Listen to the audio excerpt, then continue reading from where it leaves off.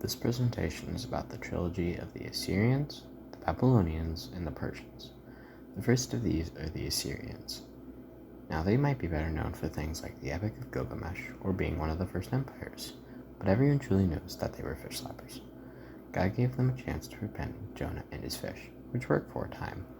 Then after a while, they went back to fish slapping, and God decided to use the Assyrians to judge his people for a while. Then God destroyed them because of their fish slapping, and a few other reasons. Then we can get back to the Babylonians. God let Babylon take the Israelites out of the land for 70 years, which was only the first dispersion of the Jews into the world. And this time, there were some prophets. One of God's prophets was named Daniel, and Daniel was a person that God gave his blessing to, because he stayed true to the Lord. Now Daniel was given the privilege to serve under the king. The king one night had a dream. He told his dream people, which were enchanters, astrologers, and sorcerers, to guess his dream right and be rewarded, or get it wrong and die. Surprise is not the fish slapping, though. Daniel was told of this. He prayed for a little while with his friends, and he got the dream told to him. He told the king of his dream, and the king got an ego. So he built a statue of himself and told the people to worship it. Daniel's friends decided not to, however, and some people decided to snitch, probably the fish slappers. The king told Shadrach, Meshach, and Abednego to balance sing the bunny song or burn. They wanted to burn rather than sing the song. However, the Lord helped them to survive the furnace, and the king got noticed the God of the world. However, one day the king got cocky and started bragging. God did not like this and told him he shall live like a beast until he acknowledges the one true God. So after 7 years, he acknowledges God and gets restored to power. His descendant Belshazzar, however, got himself in so much trouble that God intervened. He did nothing but party, but he got tired of his own fancy stuff and wanted to drink from the cups of the temple of the Lord. And there were no comically large spoons in the temple's treasures. The Lord didn't like this and wrote to him on his wall.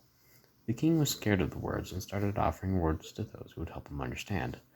No one could do it, however, until his mother told him of Daniel. Then the story you guys have heard from here is very simple. Belshazzar got a surprise party after he was told the message and was killed. Daniel got to keep his high place in the kingdom, courtesy of the previous ruler, but some people got jealous and tried to trick the king into throwing him into the lion's den.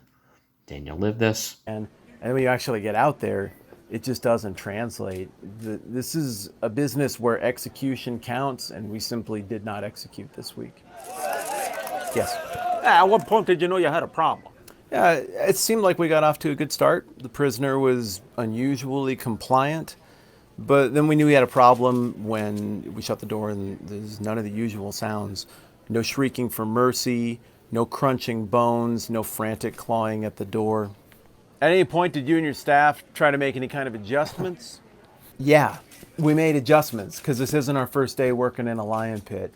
We did both the things that any sane person would do in a situation like this. We found long poking sticks and agitated the lions through holes in the wall. We made high-pitched hissing sounds with our mouths. I don't know why it didn't work, but today,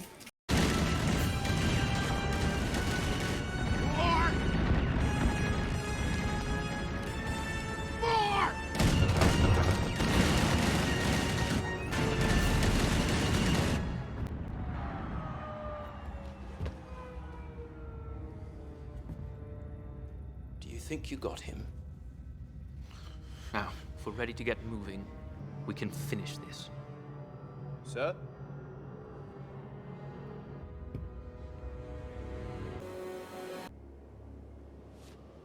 And the people got thrown into the lion's den. Then King Cyrus came along and let the Israelites go back to Jerusalem. But after the Israelites left, Alexander the Great wanted to rule the world. So he went to the Israelites in Jerusalem to ask about a prophecy referring to him, and the Israelites reassured him on it, referring to him in the book of Daniel. Then he ruled the Israelites for a while and let them serve God in peace. However, when Alexander died, his generals forced some other people to worship other gods in the Lord's temple. Son, have you been reading heresy recently? Unacceptable! So he killed the idol worshippers and started a rebellion, which actually freed Judah from the Persians for 900 years.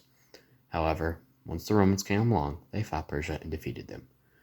Then they conquered the Jews and couldn't get back up, so they stayed conquered. It was one of the second diversions of the Jews into the world. That is basically all for today. Here are my sources, and have a nice day.